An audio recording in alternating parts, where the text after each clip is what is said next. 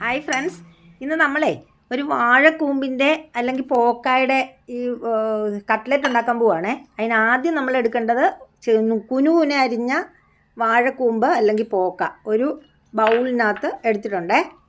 അടുത്തായിട്ട് നമ്മൾ ചെയ്യാൻ പോകുന്നത് അതിൻ്റെ അകത്തേക്ക് ഉരുളക്കിഴങ്ങ് പുഴുങ്ങിയിട്ട് നന്നായിട്ട് പൊടിക്കണേ. നന്നായിട്ടൊന്ന് സ്മാഷ് ചെയ്ത് അതിനകത്തേക്ക് ഇട്ട് കൊടുക്കണം. അപ്പം ഉരുളക്കിഴങ്ങ് ഇട്ടു. അത് കഴിഞ്ഞിട്ട് ചെറുതായിട്ട് നമ്മൾ കൊത്തി അരിഞ്ഞ ഒരു സവോള, അതിൻ്റെ മേലിലേക്ക് നമ്മൾ ഒരു സ്പൂണ് ഇഞ്ചി വെളുത്തുള്ളി പേസ്റ്റ്, പിന്നെ നമ്മൾ അര ടീസ്പൂൺ മുളക് പൊടി ഇട്ട് കൊടുക്കുന്നുണ്ട്, അര ടീസ്പൂൺ മഞ്ഞൾപ്പൊടി ഇട്ട് കൊടുക്കുന്നുണ്ട്, അര ടീസ്പൂൺ ഗരം മസാലപ്പൊടി ഇട്ട് കൊടുക്കുന്നുണ്ട്, അര ടീസ്പൂൺ മല്ലിപ്പൊടി ഇട്ട് കൊടുക്കുന്നുണ്ട്. പിന്നെ അവസാനം വരുമ്പോൾ നമ്മൾ ഇട്ട് കൊടുക്കുന്നത് ഒരു കുറച്ച് കുരുമുളക് പൊടി, പെപ്പർ പൗഡർ, അതും കൂടെ ഇട്ട് കൊടുത്ത് കഴിഞ്ഞാൽ പിന്നെ നമ്മൾ ചെയ്യേണ്ടത് ആവശ്യത്തിന് ഉപ്പ് ചേർക്കണം. ഉപ്പ് വേണമല്ലോ. അപ്പോൾ ആവശ്യത്തിന് ഉപ്പും ചേർത്ത് കഴിഞ്ഞ് ഇനി ഇതിൻ്റെ കൂടെ ചേർക്കേണ്ടത് ഒരു 3 സ്പൂണ് കോൺഫ്ലോർ ആണേ. അതും നമ്മൾ എല്ലാം എടുത്ത് ആ ടീസ്പൂണിന് തന്നെ 3 സ്പൂണ്. എന്നിട്ട് നന്നായിട്ട് അങ്ങോട്ട് കൈവച്ച് വേണേ, അല്ലാതെ സ്പൂണൊന്നും വെച്ച് കുഴച്ചാൽ പറ്റില്ല. കൈവച്ച് നന്നായിട്ട് അങ്ങോട്ട് കുഴച്ചതിന് ശേഷം അതിൻ്റെ അകത്തേക്ക് കുറച്ച് കറി ലീവ്സും കൂടെ ഇട്ട് പിന്നെ നന്നായിട്ടൊന്ന് കുഴച്ച് അങ്ങോട്ട് മാറ്റി വെക്കണം. ഇനി വേണ്ടത് നമ്മളൊരു ബൗളെടുത്തിട്ട് അതിനകത്തേക്ക് ഒരു മുട്ട, ഒരു ലേശം ഉപ്പും ചേർത്ത് നന്നായിട്ടൊന്ന് പതപ്പിച്ച് അങ്ങോട്ട് മാറ്റി വെക്കണം. ഇനി നമ്മൾ ചെയ്യേണ്ടത് നമ്മൾ എടുത്തു വെച്ചിരിക്കുന്ന ഇതുണ്ടല്ലോ, നമ്മൾ എടുത്തു വെച്ചിരിക്കുന്ന കട്ട്ലറ്റിൻ്റെ കൂട്ടെടുത്ത് ഏത് ആകൃതി വേണേലും പരത്തി ഇതാ ഒരു പ്ലേറ്റിലേക്ക് എല്ലാം കൂടെ അങ്ങോട്ട് എടുത്ത് വെക്കണം. അപ്പോൾ എല്ലാം കൂടെ എടുത്ത് നേരത്തെ അങ്ങോട്ട് വയ്ക്കുക. ഈ സമയത്തെ എനിക്ക് ലൈക്ക് ചെയ്യാനും കമൻറ്റ് ചെയ്യാനും പിന്നെ സബ്സ്ക്രൈബ് ചെയ്യാനും ഒക്കെ ഉള്ള സമയമാണേ. അപ്പോൾ അപ്പോഴത്തേക്ക് എല്ലാം ചെയ്ത് കഴിയുമ്പോഴത്തേക്ക് അടുത്തതായിട്ട് നമ്മളെല്ലാം റെഡിയാക്കി വെച്ച് കഴിഞ്ഞേ ഇനി നമുക്ക് വേണ്ടത് ഒരു ഇതെടുക്കുക.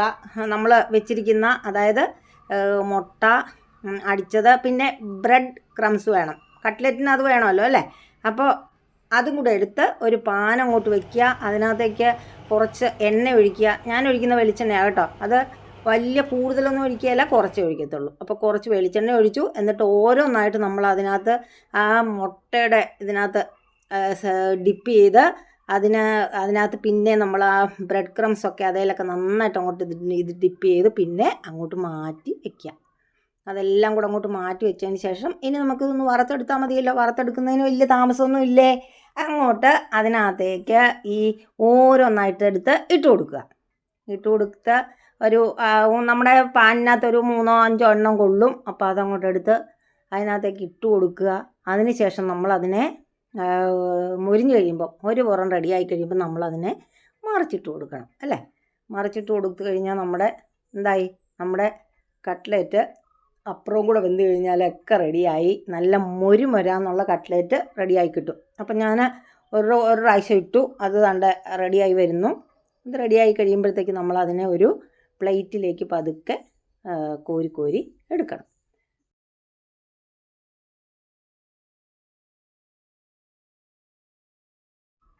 അപ്പോൾ നമ്മൾ വാഴക്കൂമ്പിനെ പറ്റി പറയുകയാണെങ്കിൽ ഫൈബർ സമ്പുഷ്ടമാണ് വാഴക്കൂമ്പ്. നമ്മുടെ ഹെൽത്തിന് വേണ്ടിയിട്ട് നമ്മൾ സ്റ്റാർച്ചിൻ്റെ കൂട്ടത്തിൽ അതുപോലെ തന്നെ കഴിക്കേണ്ട ഒരു ഐറ്റമാണ് ഫൈബർ. അതിനാണ് നമ്മൾ പറയുന്നത് എപ്പോഴും കുറച്ച് ചോറെടുക്കുക, ബാക്കി എന്തെങ്കിലുമൊക്കെ വെജിറ്റബിൾസ് കഴിക്കാൻ പറയുന്നത്. വെജിറ്റബിൾസിലാണല്ലോ ഫൈബർ ഇരിക്കുന്നത്. അപ്പോൾ നമ്മുടെ പോക്കാന്ന് പറയുന്നത് അല്ലെങ്കിൽ വാഴക്കൂമ്പെന്ന് പറയുന്നത് വളരെ നല്ലൊരു ഫൈബർ കണ്ടൻറ്റുള്ള സംഭവമാണ്. അപ്പോൾ ഇത് കുട്ടികൾക്ക് ഇതൊക്കെ കൂട്ടാൻ വിഷമമുള്ളവർക്ക് ഇങ്ങനെ ഉണ്ടാക്കി കൊടുത്താൽ അവർ കഴിച്ചോളും. അപ്പം കുട്ടികൾക്കും ഉണ്ടാക്കി കൊടുക്കാൻ നല്ലതാണ്.